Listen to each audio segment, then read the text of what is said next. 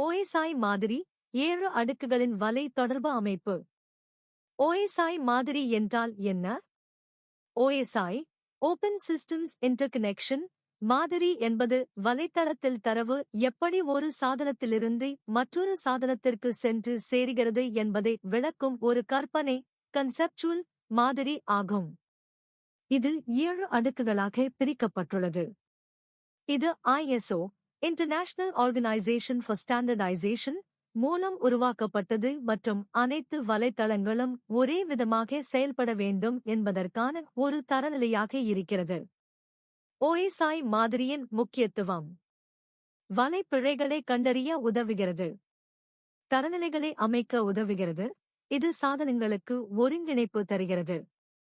வலை செயல்பாட்டை புரிந்து கொள்ளும் அடிப்படையான வழிமுறை. OSI மாதிரியின் 7 அடுக்குகள். 1. Physical layer உண்மை அடுக்கு. பணி.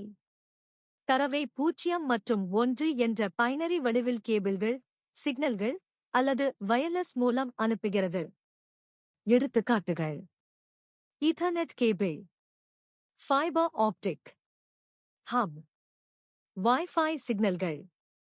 இது உண்மை ஹார்ட்வேர் இடையிலான தொடர்பை மட்டுமே கவனிக்கிறது, தரவின் உள்ளடக்கம் அல்ல.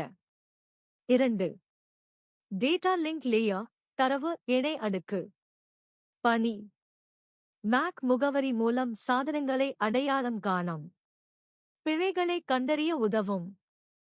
பிரிவுகள்: MAC media access control, LLC logical link control. எடுத்துக்காட்டுகள்: ஈத்தர்நெட் சுவிட்ச், வைஃபை MAC அளவில். 3. நெட்வொர்க் லேயர் நெட்வொர்க் அடுக்கு. பணி. வழிச்செலுத்தல் ரவுட்டிங் மூலம் தரவை சரியான இடத்துக்கு கொண்டு செல்லும். IP முகவரிகள் வழங்கப்படும். எடுத்துக்காட்டுகள்: router, IP protocol, ICMP ping. 4. Transport layer போக்குவரத்து அடுக்கு. பணி. தரவை உறுதியுடன் மற்றும் முழுமையாக அனுப்புகிறது. களாக பிரித்து அனுப்புகிறது. புரோட்டோகால்கள். TCP பாதுகாப்பான, உறுதியான அனுப்பல். UDP வேகமான, உறுதி இல்லாத அனுப்பல்.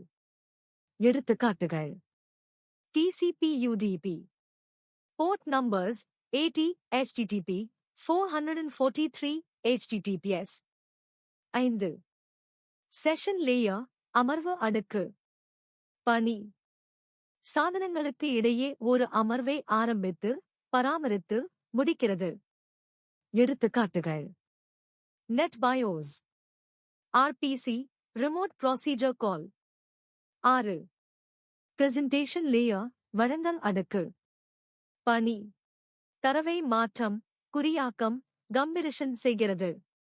எடுத்துக்காட்டுகள்: SSL DLS, encryption decryption, format conversion, JPEG, PNG, MP4. 7. Application layer செயலி அடுக்கு. பணி. பயனர் செயலிகள் மற்றும் வலை சேவைகளை நேரடியாக கையாளும் அடுக்கு. எடுத்துக்காட்டுகள்: HTTP HTTPS, FTP, ASMTP email, DNS.